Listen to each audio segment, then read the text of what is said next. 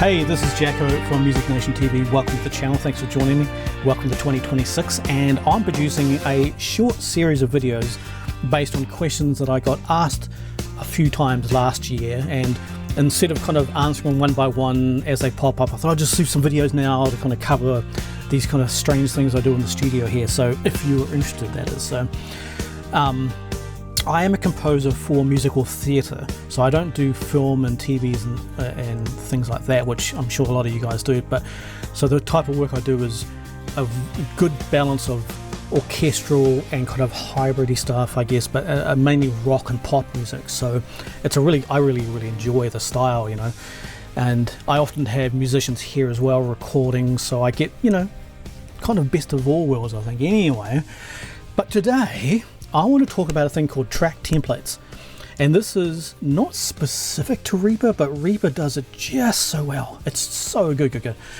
What it means, and I've just recently made a video about how to use MIDI note channels, and I spoke a little bit about orchestral templates and how ridiculous they are. And if you've done any work with orchestral libraries, you know you need an orchestral template, right? And a template consists of all the instruments in the sample library, all split out into the articulation. So you'll have, in a strings library, you'll have violin 1, and then you'll have longs and shorts and tremolo and pizzicato and, you know, blah blah blah, all the way down.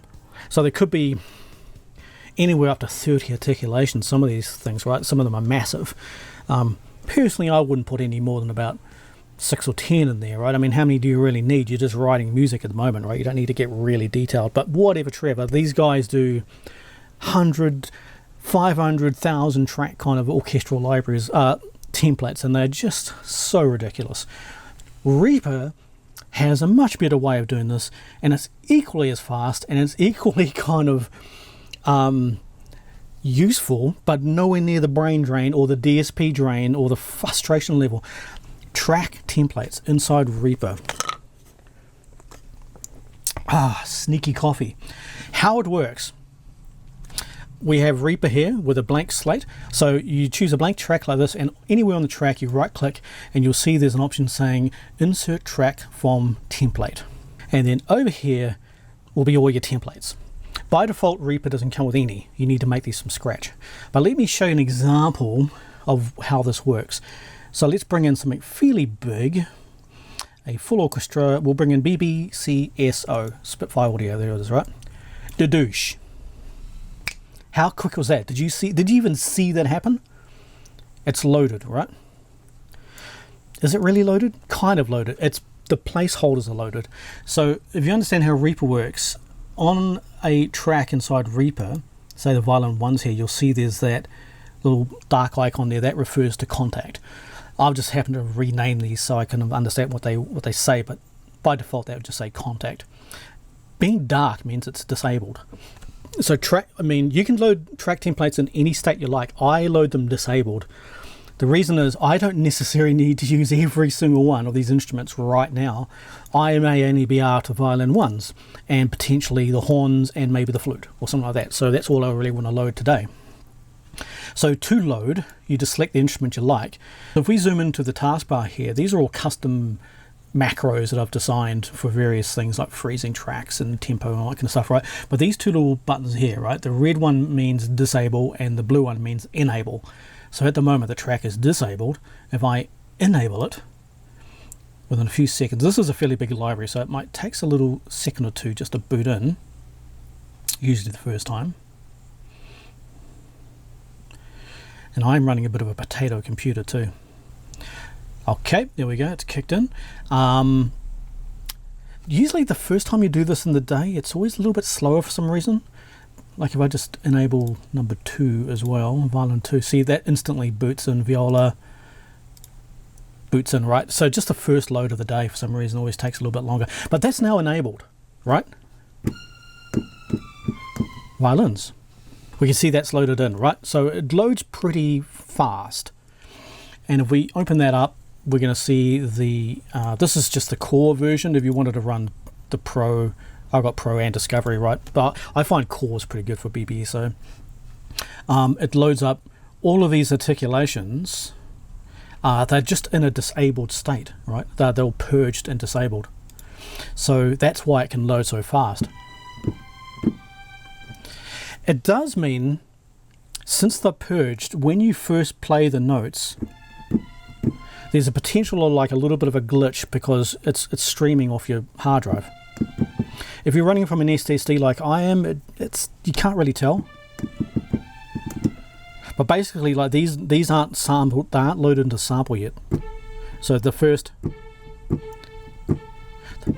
note can sometimes just go just a touch, and it's especially noticeable if you have like a big, 30 track kind of ensemble and you push play and nothing's loaded. It will glitch, it will for a few seconds and then catch up, no doubt about it, right? So there's this tiny, and if you can handle that, and it's only for the first time, once it's played, it's loaded into memory, it's there permanently, right? It won't glitch anymore. It's just the first, since everything's been purged.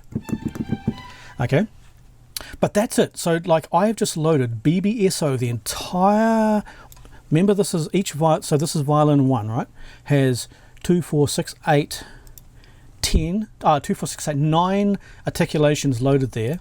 So let's presume that every track has 9. So it's 9 all the way down. I'm not going to count them. 48 tracks, right? So 480 articulations have just been loaded there, just dedouche.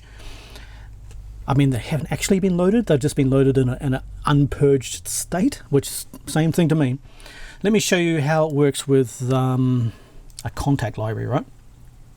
Contact is a little bit more demanding. Let's load up full orchestra. Let's load up... what about, where's my, it's a string section. I was thinking chamber strings. Yeah, chamber strings that's the pro. So you saw that loads instantly, right? So the orchestra template instantly in.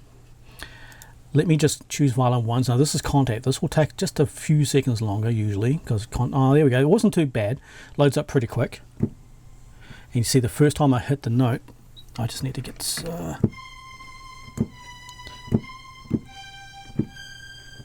I can hear it, it's just a tiny bit laggy, but then once it's in, it's away. So if I open up contact here, you'll see this is violin 1s. We have 1, 2, 3, 4, 5, 6, 7 articulations loaded. They're all loaded in a purge state, right? So I've been playing channel 1. But look at channel 2, see that little red icon? That means it's purged, so there's no samples being used. It's 0 samples. So if I play channel 2, it starts loading in samples as I play them.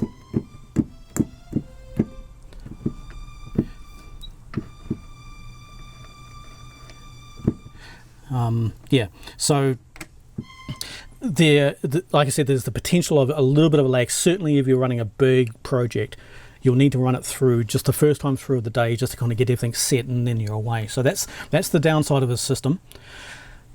But I'm running such an old PC here. This is probably a 15-year-old machine, 16 gig of RAM. I don't have any trouble really. I don't call that troubles to me. And the libraries just load. I can run as many libraries as I want, right? So there's Berlin Symphony. Let's chuck in, where's some big ones? Albion ones not that big. Let's put in, the orchestra. That's a pretty big one. Let's chuck in strings, Hans Zimmer strings. See, it doesn't care. I mean, I've just loaded up 104 tracks, so that's, let's say there's 9, so it's maybe 1,000 tracks traditionally. If you were to do this in a traditional orchestral template, beg your pardon. Where's something really luxe? That's the new one. Douche. It's in there. Let's put in. Oh, my mouse skills today. My mouse skills. What am I doing? Let's put in something big. Wind. Spitfire. Studio Wind. And. The douche. Why was that slow? You're letting me down. They're usually instantly. I don't know what's going on here. Maybe it's teaching me a lesson. 127 tracks, right? Remember, each one of these tracks, let's say on average, has 9 articulations, right? So that's around about 1,200 tracks, just like that. So they are not enabled. That's why they load so fast. So let's choose this alto flute. I'm going to enable that. This is a contact library, so it can be a little on the laggy side. Okay, that's in. Wasn't too bad. Alto flute. See, just a little. find it on the releases a bit, because how the samples work, they're different round robins and different layers. So even though you play it once, that's just that one layer. But then I've got, if I push it a bit harder, that's another layer. So there's multiple layers that need to load. It just takes a playthrough, but once it's in there permanently, you know. So that's track templates, right? You would never go back to your old template again. Like the way I use this, what you could do, right, if you were really stuck in the old ways, you had to have this 1,000 track behemoth in there. Fine, just make a 1,000 track template. You see how fast they load, right? It's instantly up. And then you could just go through and weed out all the stuff you don't need, because let's say you deleted all the woodwinds and then you're like, oh, actually I want the woodwinds now. Well, they just load straight back in. It doesn't matter, you know. But what I would do, instead of loading up all the stuff, because it's just going to confuse you, you know what I mean? Like, you just don't need all this stuff open all at once. Let me just delete all that. Just load up what you want. Like, I would make up like a working track template that's got like a piano, a synth, you know, a nice long, a nice short, some percussion or something like that, and just call it just a writing template that I would load every day just to work with. And then maybe the next level up might be a bit of a larger string section or something like that. You don't really need the entire BBSO kind of orchestra in there all the time, right? Because it's just going to make you go cross-eyed looking at the stuff all the time.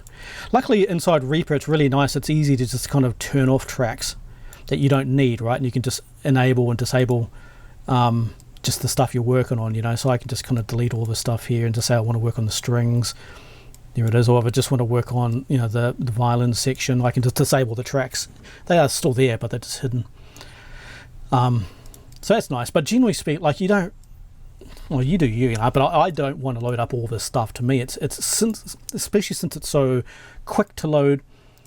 I'm not concerned about having it all there just in case. You know what I mean? Just bring in the stuff you want, work with what you need, delete everything else. Okay, so there you go, track templates. What do you think about that? Interesting way of doing orchestral templates. I think once you start using this, you'll never go back to templates. I guess the downside is you still need to make these track templates, right? It's the same as doing an orchestral template, like a big one. But you just do one by one, and it takes time. So you're not going to escape that. You still need to build them, but once they're built, they're there for good, and so very, very quick. I mean, I could be tempted, if you guys are really interested, I could probably upload these as well for you, because I mean they're tiny little files, you know, and then we could share them around, or maybe I do a little, I don't know, I'll think about it. But yeah, I mean, very easy to update the software, of course. If anything changes, you don't have to do the entire template. But let me know down below what you think. This is how I use with my track templates and with the MIDI note channels. I don't use orchestral templates at all, and I keep everything to an absolute minimum. I utilize purging as much as I can, like always purge. Just as a little bit of a tangent with the purging, how it works, right? Say you're messing around with the violins, right? So you're playing all sorts of stuff, right? But then you think, okay, now what I really want is this chord, and that's it. But meanwhile, you've played all this other stuff, and that's all in resonant memory, right? It's chewing up DSP, doing nothing.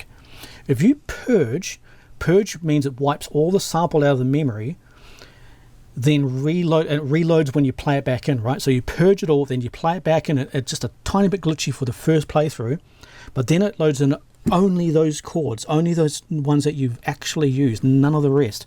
So you could take, say, a 500 megabyte, resource down to 2 or 3 megabytes, because that's all you've used. So you'll find, like, say you've put a project in here that might have half a dozen string parts and some woodwind and percussion and stuff. If you purge the entire sample, everything, you can do it in one instance, right? You just go purge all samples. Everything gets deleted from memory. You play the track back, it's a tiny bit glitchy while it catches up, but then it's set, and now you've just saved so much resources.